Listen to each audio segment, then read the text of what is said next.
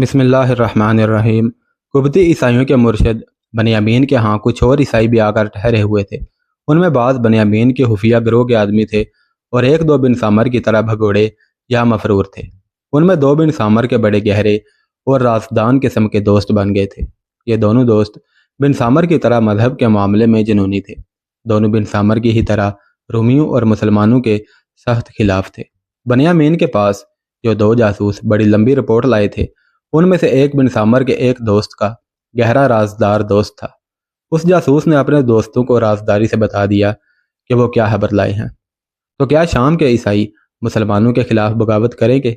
बिन सामर के दोस्त ने पूछा। नहीं, जासूस ने जवाब दिया। बनियामीन बगावत के हक में नहीं। वो कहता है कि इससे पहले शाम के ईसाई बगावत करके बुरी तरह नाकाम हो चुके हैं।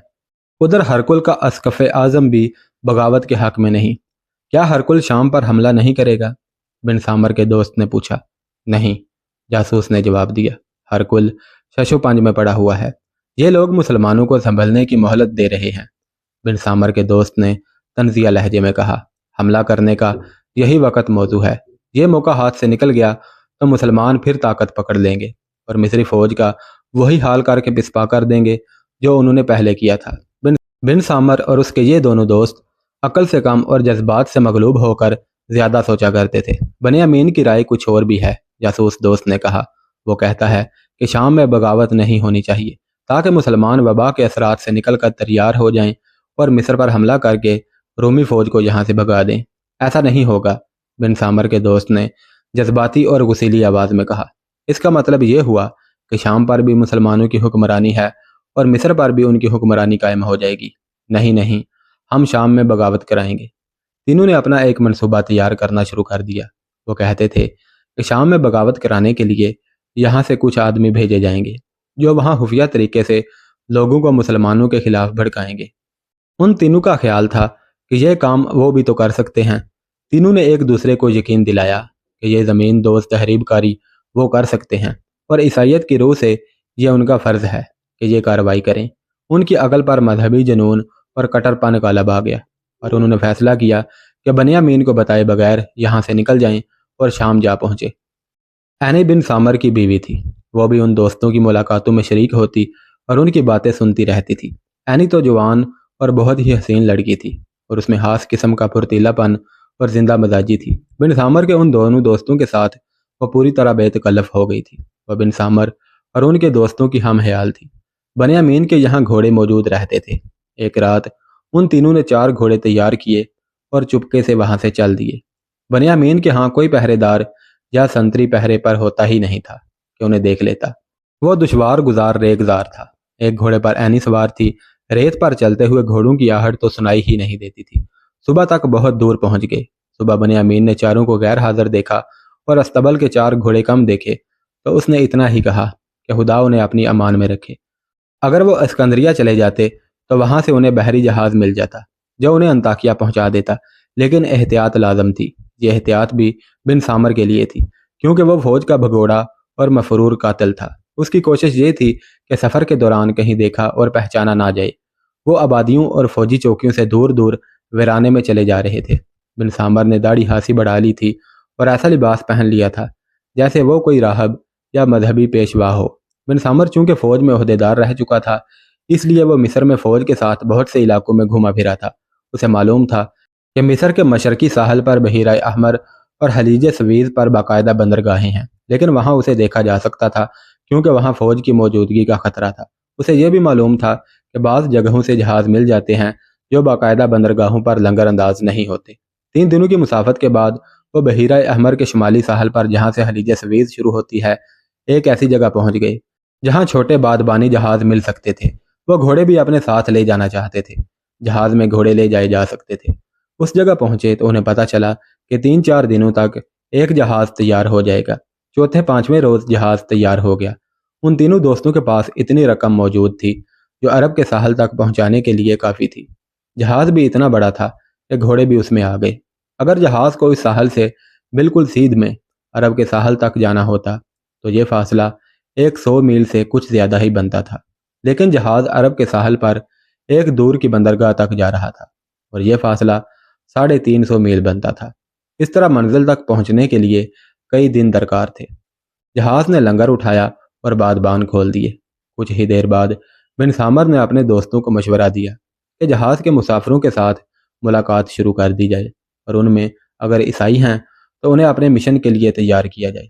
इस प्रोग्राम के तहत उन्होंने उसी रोज़ मुसाफिरों से मिलना शुरू कर दिया। 2 दिनों में उन्हें पता चल गया कि कितने मुसाफिर ईसाई और कितने मुसलमान हैं। बिन सामर को यह भी मालूम था कि यह जहाज़ उन्हें अरब की किसी बंदरगाह पर उतारेगा और वहाँ से शाम का सफ़र बड़ा ही लंबा होगा और ये सारा इलाका रेगिस्तानी है। उसने ईसाइयत के नाम पर इतना लंबा सफ़र और उसकी अजियतें ज़हनी तौर पर कबूल कर ली थी और दोस्तों को भी बता दिया था कि सफ़र कितना लंबा और कैसा होगा। उनके पास घोड़े थे, इसलिए वो कुछ ज़्यादा परेशान ना हुए। उन्होंने ईसाइयों में 4-5 सरकर्दा सरदार किस्म के अफराद मुंतखब कर लिए और उनके करीब हो गए। इत्तफाक से उनमें एक शाम के किसी ईसाई कबीले का सरदार था। तीनों ने उन ईसाइयों को मुसलमानों के खिलाफ उभारना शुरू कर दिया। उन मुसाफिरों के साथ बहस मुबाहसा भी होता था और आखिर ये ईसाई मुसाफिर कायल हो गए। बिन सामर और उसके दोस्त उन ईसाइयों से ये कह रहे थे कि वो भी अपने तौर पर शाम जाएं और ईसाई कबाइल को बगावत पर आमादा करें। उन्हें एक और ईसाई मिला जो उधेड़ उम्री की अवाइल उम्र में था। बिन सामर और उसके दोस्तों ने ख़ास तौर पर महसूस किया कि यह शख्स दानिशमंद लगता है और जब बोलता है तो उसके अंदाज में एक तासर होता है जो दूसरों को मुतासर कर देता है। एक रोज़ उन तीनों ने उसे घेर लिया और पूछा कि वो कहाँ का रहने वाला है। उसने शाम के किसी शहर का नाम लिया कि वो वहाँ का रहने वाला है। उन तीनों ने उसे पास बिठाकर तबलीग शुरू कर दी और फिर कहा कि शाम में ईसाई बगावत कर दें तो कम अज़ कम इस मुल्क पर ईसाइयत की हुक्मरानी हो सकती है। उस ईसाई ने उनकी तायीद की और पूछा कि यह कैसे मुमकिन हो सकता है और वो क्या करने आए हैं। बिन सामर ने उसे बता दिया कि वो इसी मिशन पर आए हैं और वो वहाँ खुफिया तौर पर यह काम करेंगे। उस शख्स ने उनसे यह भी मालूम कर लिया कि हरकुल और मकोकीस और बनियामीन इस सिलसिले में क्या कर रहे हैं। बिन सामर ने उसे वो सारी बात सुना दी जो जासूस बनियामीन को सुना चुके थे और बिन सामर को एक दोस्त के ज़रिए ये सारी रिपोर्ट मिली थी। उसने उनसे और भी बहुत सी बातें पूछ ली, जिनमें एक ये थी कि रूमी फ़ौज किस हालत में है और उसके जर्नैल क्या करते हैं। बिन सामर खुद फौजी था और उसने बनियामीन के यहाँ जाकर भी बहुत सी बातें सुनी थी, इसलिए वो सब कुछ इस शख्स को बता दिया। एक रात बिन सामर जहाज़ के अरशे पर गया। रात चांदनी थी। अरशे पर टहलते टहलते यही शख्स नजर आया। उसे शक हुआ ये वो आदमी नहीं, लेकिन वो बिल्कुल वही आदमी था। बिन सामर ने सोचा कि उसकी शक्ल सूरत से मिलती जुलती शक्ल सूरत के 2 आदमी भी तो हो सकते हैं, लेकिन उसे कुछ शक सा हुआ। उसने करीब होकर उस शख्स को देखा। बिन सामर को शक इसलिए हुआ था कि वो आदमी नमाज पढ़ रहा था, लेकिन बिन सामर को उसने बताया था कि वो ईसाई है। वो ईशा की नमाज पढ़ रहा था और 2 मुसाफिर उसके करीब ही नमाज पढ़ रहे थे। तुम तो कहते थे कि मुसलमान नहीं हो, बिन सामर ने उससे पूछा, लेकिन तुम तो नमाज पढ़ रहे हो। मैं दरवेश आदमी हूँ, उसने कहा। खुदा की इबादत फ़र्ज है, ज़रूरी नहीं कि एक ही तरह से इबादत की जाए। मैं मुसलमानों वाली नमाज नहीं पढ़ रहा, मैं इस तरीके से खुदा को याद कर रहा हूँ। बिन सामर की तसल्ली ना हुई। उसने सवाल जवाब का सिलसिला शुरू कर दिया और वो आदमी उसे टालता रहा। आखिर बिन सामर वहाँ से उठा और अपने साथियों के पास गया। उसे यकीन हो गया था कि यह शख्स ईसाई नहीं मुसलमान है। उसने अपने साथियों को बताया और राय दी कि इस किस्म के आदमी जासूस हुआ करते हैं और ये शख्स मुसलमानों का जासूस ही मालूम होता है। अगले ही रोज़ उन्होंने मुसाफिरों से तस्दीक करवाई कि यह शख्स मुसलमान है और अरबी है। ये तो कोई बता ही नहीं सकता था कि यह जासूस है। हकीकत ये थी कि यह आदमी मुसलमान था और जासूसी के लिए ही मिस्र भेजा गया था। रात अरशे पर जो आदमी उसके करीब नमाज पढ़ रहे थे वो उसके साथी थे। तफसीलात लिखने वाले तारीख नवीस ने यह नहीं बताया कि उन तीनों को किसने भेजा था। बिन सामर को ज़्यादा गुस्सा इसलिए आ रहा था कि उस मुसलमान ने उससे बहुत सी ऐसी बातें पूछ ली थी जो वो किसी को बताना नहीं चाहता था। उन बातों से ही बिन सामर को यकीन हो गया कि यह शख्स जासूस ही हो सकता है। बिन सामर ने अपने दोस्तों को बताया कि उस मुसलमान मुसाफिर ने उसे किस तरह धोखा दिया है। उसके दोस्त भी जज्बाती और जुनूनी थे, अकल से तो सोचते ही नहीं थे। उन्होंने मुत्तफिका फैसला किया कि रात के वक्त मौका देखकर इस मुसलमान के हाथ पीछे बांध कर समुद्र में फेंक दिया जाए। बिन सामर ने कहा कि इसे कत्ल करने का फैसला कर ही लिया है तो आज रात ही हो जाए। मेरे साथ इसकी बड़ी अच्छी बातचीत है। बिन सामर ने कहा, मैं इसे कहूँगा कि चलो अरशे पर चल कर बैठते हैं तो वो फौरन चल पड़ेगा। उसे वहाँ खड़ा कर देंगे जहाँ कोई और देखने वाला नहीं होगा। یہ کام رات کو کریں گے، ہم اسے سمندر میں دھکیل دیں گے، کوئی دیکھ بھی نہیں سکے گا اور جہاز آگے ہی آگے چلتا جائے گا۔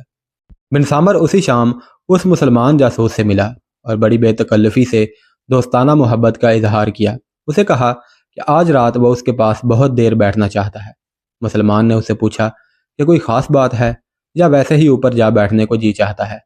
میں نے بہت سوچا ہے، بن سامر نے کہا، میں آخر مان گیا ہوں کہ تم درویش ہو اور خدا کو راضی رکھنے کا تم نے اپنا ہی طریقہ اختیار کر رکھا ہے۔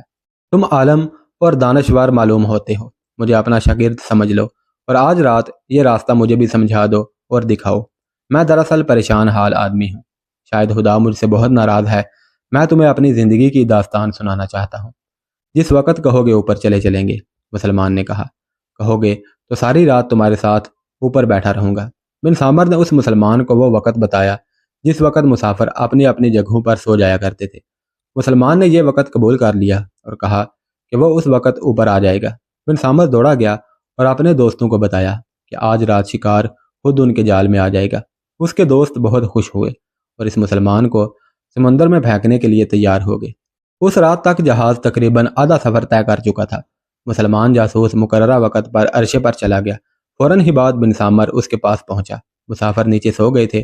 عرشے پر ایک تو بن سامر تھا اور دوسرا مسلمان جاسوس، اور دو تین اور آدمی الگ جنگلے کے ساتھ کھڑے چاندنی رات میں سمندر کا نظارہ کر رہے تھے۔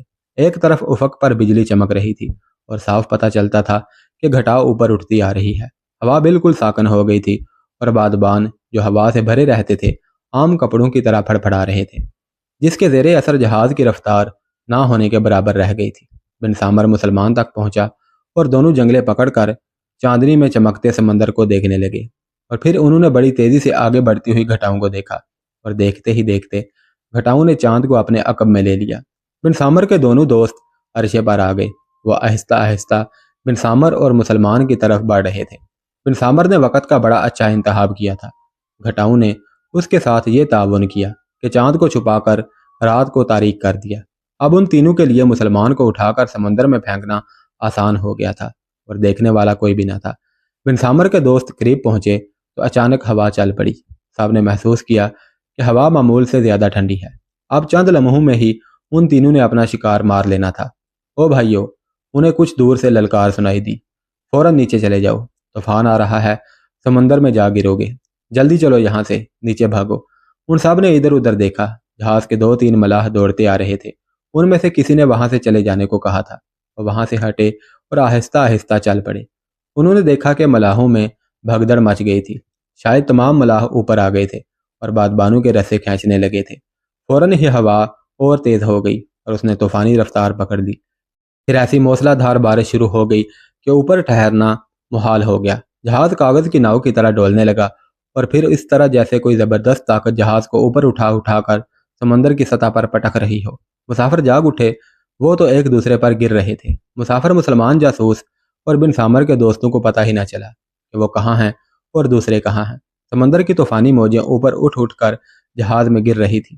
بادبان لپیٹ دیے گئے تھے، لیکن جلدی میں اچھی طرح لپیٹے نہ جا سکے، اور اتنی تیز طوفانی آندھی میں پھڑپڑانے لگے۔ اب جہاز بڑے ہی زبردست طوفان کی لپیٹ میں آ گیا۔ کسی کو کسی کا خیال نہ رہا۔ ماؤں نے بچوں کو سینے سے لگا لیا، لیکن جب جہاز اوپر اٹھتا یا دائیں اور بائیں ڈولتا تو ماؤں کے لیے بچوں کو سینے سے چھپائے رکھنا ممکن نہ رہا۔ مائیں پکڑتی تھیں اور بچے بادلوں سے گر پڑتے تھے۔ جہاز کے اندر بھی یوں لگتا تھا جیسے مسافر سمندر میں ہوں۔ جہاز میں پانی بھرتا جا رہا تھا۔ مسافر چیخ چلا رہے تھے، لیکن طوفان کی چیخیں اور زناٹے اس چیخو پکار سے کئی گنا زیادہ بلند اور جگر پاش کہ جہاز اپنے جہاز رانوں کی گرفت سے نکل گیا تھا، اور اب یہ طوفان باد و باراں کے رحم و کرم پر تھا۔ اس قسم کی آوازیں سنائی دینے لگیں جیسے کسی کا کوئی عزیز سمندر میں جا پڑا ہو۔ مسافر ایک ایک دو دو کر کے سمندر میں ڈوب رہے تھے۔ طوفان نے جہاز کو ساحل کے قریب کر دیا۔ جہاز کے اندر اتنا زیادہ پانی آ گیا تھا کہ اب کسی بھی لمحے اسے ڈوب جانا تھا۔ لمحے طوفان کی تیز و تند رفتار کے ساتھ گزرتے جا رہے تھے اور جہاز ایک طرف سے ڈوبنے لگا۔ اس کے 3-4 تختے نکل آئے اور ادھر سے سمندر کی موجیں جہاز میں آئی تو جہاز اسی پہلو پر ہو گیا۔ مسافر جو ابھی تک اس امید پر جہاز میں ہی رہے کہ طوفان گزر جائے گا، سمندر میں کود گئے۔ کچھ ہی وقت بعد جہاز ڈوب گیا۔ صبح طلوع ہوئی تو آسمان پر بادلوں کے ٹکڑے منڈلا رہے تھے اور ان میں ایک گونا معصومیت تھی۔ سمندر پرسکون تھا، جیسے رات کچھ ہوا ہی نہ ہو۔ اس سمندر نے نہ جانے کتنے مسافروں اور ان بچوں اور بچوں کی ماؤں کو اپنے پیٹ میں ڈال کر ہضم کر لیا تھا۔ ساحل پر کچھ دور دور تک چند آدمی نظر آ رہے تھے۔ ان میں سے کچھ ایسے پڑے تھے جیسے بے ہوش ہو گئے ہوں، اور کچھ قدم گھسیٹے جا رہے تھے۔ یہ وہ خوش قسمت تھے جو تیر کر ساحل پر پہنچ گئے تھے۔ وہ تیرنا جانتے تھے، اور طوفان نے ان پر یہ کرم کیا تھا کہ جہاز کو ساحل کے تھوڑا قریب کر دیا تھا، مگر جہاز جہاں تک گیا تھا وہ بھی سمندر بہت ہی گہرا اور موجیں طوفانی تھی۔ کوئی قسمت والا تیراک ہی نکل سکتا تھا۔ دن کا پچھلا پہر تھا۔ 3 آدمی آہستہ آہستہ ساحل سے خاصی دور اکٹھے چلے جا رہے تھے۔ وہ عربی معلوم ہوتے تھے۔ انہیں معلوم تھا کہ آبادی تک پہنچ جائیں گے۔ اس علاقے کی آبادیوں اور بستیوں سے واقف تھے۔ انہیں معلوم تھا کہ وہ جدہ اور مدینہ کے درمیانی علاقے میں جا رہے ہیں۔ صاف پتہ چلتا تھا کہ یہ تینوں سمندر میں سے نکل کر آئے ہیں۔ 2.5-3 میل گئے تو انہیں ایک آدمی یوں بیٹھا نظر آیا کہ اس نے سر اپنے گھٹنوں پر رکھا ہوا تھا، جیسے بیٹھے بیٹھے سو گیا ہو یا کسی تکلیف میں ہو۔ یہ تینوں اس کے قریب پہنچے تو اس نے سر اٹھایا۔ اس نے ان تینوں کو باری باری دیکھا اور ایک کو پہچان لیا۔ یہ وہی مسلمان جاسوس تھا جسے بن سامر اور اس کے ساتھی سمندر میں پھینک دینے کے لیے عرشے پر لے گئے تھے، لیکن طوفان نے ان کے ارادے کی تکمیل نہ ہونے دی۔ مسلمان جاسوس نے اسے پہچان لیا۔ وہ بن سامر تھا۔ اس مسلمان کے ساتھ وہ جوان سال آدمی تھے جو اس کے ساتھی تھے اور جاسوسی کے مشن پر اس کے ساتھ گئے تھے۔ تم خوش قسمت ہو بن سامر، مسلمان جاسوس نے کہا۔ اس طوفانی سمندر سے نکلنا خوش قسمتی نہیں تو اور کیا ہے؟ تمہارے ساتھ ایک بڑی خوبصورت لڑکی بھی تھی، کیا وہ ڈوب گئی؟ نہیں میرے دوست، بن سامر نے جواب دیا، وہ میری بیوی تھی، سمندر میں تو نہیں ڈوبی، اس ریگستان میں ڈوب گئی ہے۔ میں سمجھ گیا بن سامر، مسلمان نے کہا، وہ سمندر سے تو نکل آئی تھی اور یہاں آ کر مر گئی ہے، اور تم نے اسے دفن کر دیا ہے۔ کہاں دفن کیا ہے؟